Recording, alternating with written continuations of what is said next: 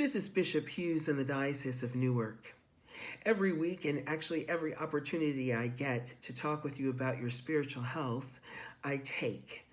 This week, I want to talk with you about something slightly different, very much related to your spiritual health, but different, and that is your mental health. Let me start by taking us to a psalm. If you do evening prayer, you're going to hear this psalm again tonight. It's one of the three psalms, 12, 13, and 14, assigned for this evening. And the first verse of Psalm 13 says, "How long, O Lord, will you forget me forever? How long will you hide your face from me?" There can be a point when dealing with disaster, when dealing with this pandemic, when dealing with any kind of situation that is ongoing and relentless, and that leads to so much confusion and change over a long period of time.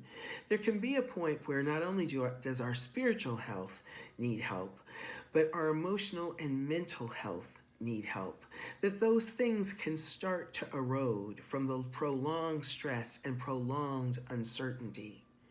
It's helpful to hear those words from the psalm, and so often we hear words like that in the Psalms, where some ancient person asked, "Where are you, God?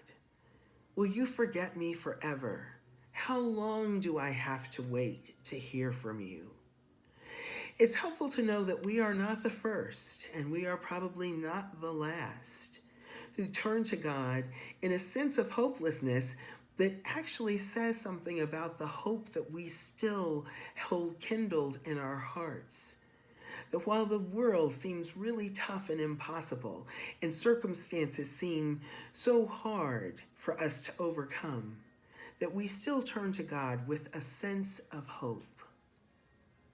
It's also important to know that this constant stress that we have been dealing with can wear down our sense of health, of where we are mentally and emotionally.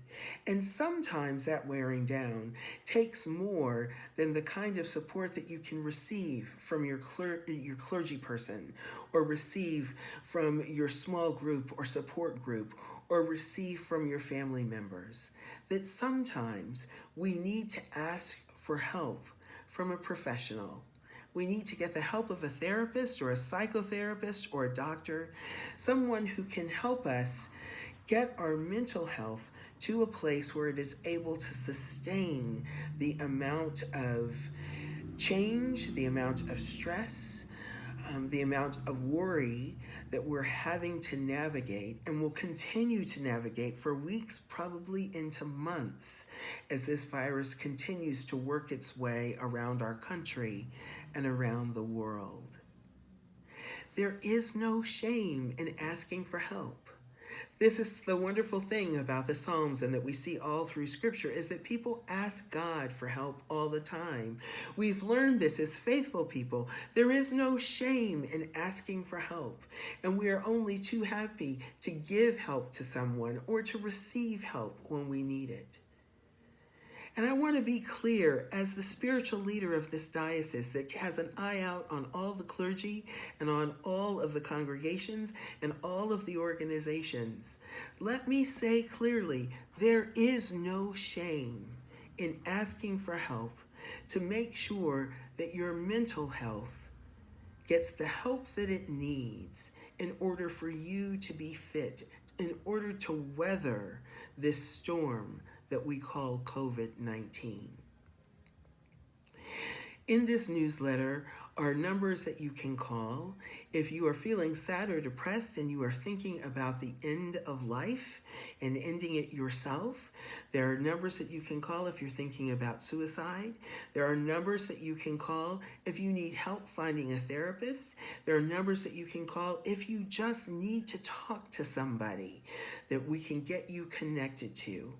Many of those numbers are provided by organizations who've been doing this kind of work for years and years, that have decades of history in terms of helping people through crisis.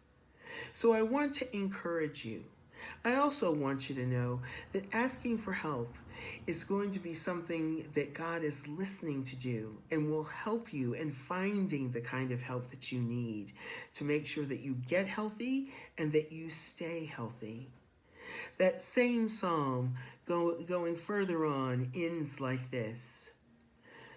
I put my trust in your mercy. My heart is joyful because of your saving help.